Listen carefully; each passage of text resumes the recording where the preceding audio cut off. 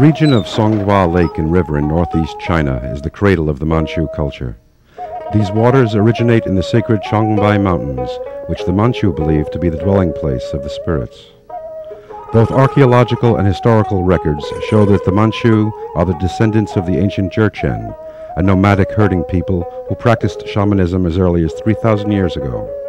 Although the Manchu people have been culturally influenced by the Han Chinese, even ruling China during the Qing dynasty, they were never fully assimilated.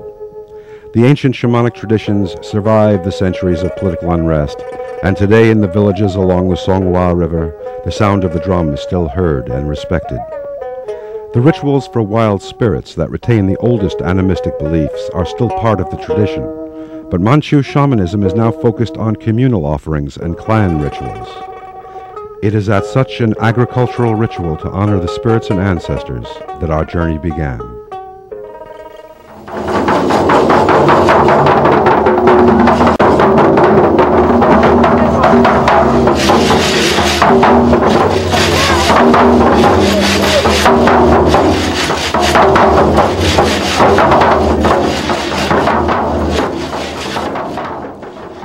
The main altar for the Harvest Festival is constructed inside a house. It consists of a genealogical mural of the clan shamans, wooden idols representing the ancestor spirits, and offerings of liquor and burning incense. Outside in the courtyard is another smaller altar with yellow flags representing the wild animal spirits placed around it. Shi Zongjiang is a selected shaman, one who has been chosen directly by the ancestral shaman spirits through dreams and visions. When Sher has attained trance, his headdress is put on. 8 clan banners hang from it, representing the totemic spirits: eagle, python, snake, vulture, wolf, worm, tiger, and leopard. At the top are 3 copper birds, the hawks and the eagle, chief among the animal spirits. At the crown are copper mirrors called panoptu, which ward off evil spirits. They also help the shaman to locate souls and find answers to the clan's questions. Knotted threads curtain the shaman's eyes.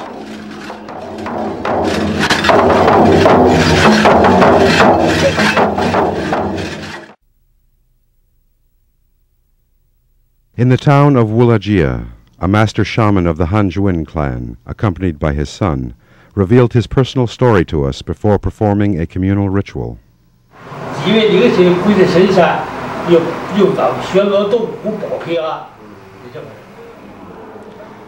The day was extremely hot and humid, and an alcohol fire kept burning to dry the drums only added to the intense heat. An altar had been set up with food offerings to the spirits, consisting of a pig's head, fruit, and steamed bread. After the assistant shamans had taken turns dancing and drumming before the altar, Zhao was ready to put on his bells and headdress and lead the chanting to invite the spirits.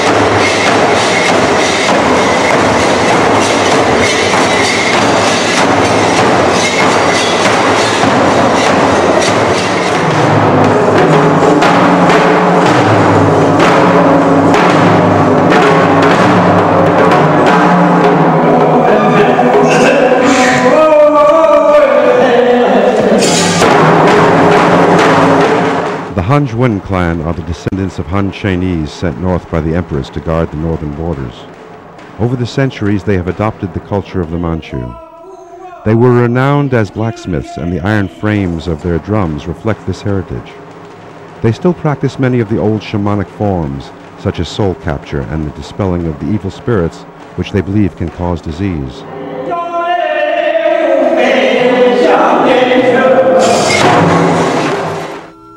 Serenchin, a 7th-generation Bo, is well known in the region as a healer. He was selected in 1938 at the age of 13. Serenchin was taught his art by an Ugon, a female shaman, and he is now passing on his skills to a young woman, Shuilin, who proudly donned an American t-shirt for the visit of the field team. The elaborate headdresses have 3 copper birds representing the bird spirits, and copper branches symbolizing the sacred world tree that connects the earthly plane with the heavenly.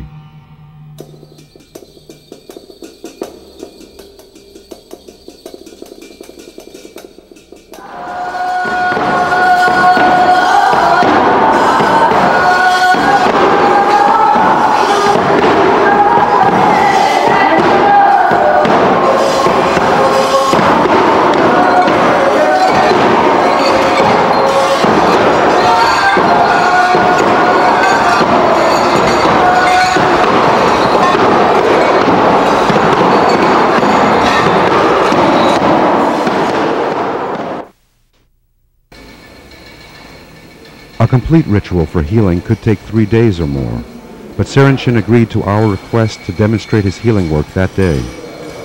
He prepared a field team member by first making offerings of wine over his head.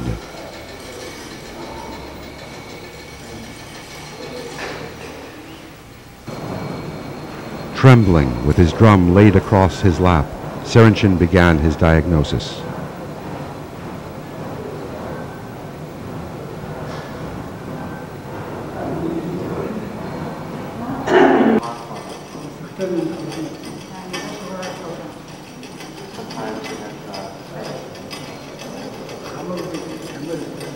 Though he had been given no previous information about the state of this man's health, he correctly diagnosed a tendency for migraine headaches. He then accurately identified an old back injury and an ongoing heart condition. Serenchin treated the patient by mouth spraying wine over the problem areas.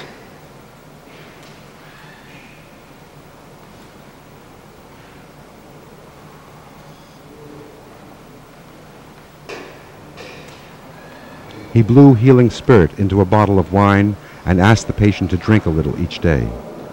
In this way, Serenchin said, the patient's health would improve.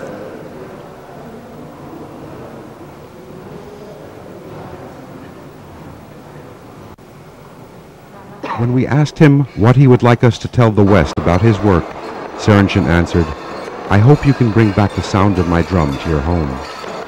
In gratitude to him, as well as the other shamans who shared their arts with us, we hope we have done just that.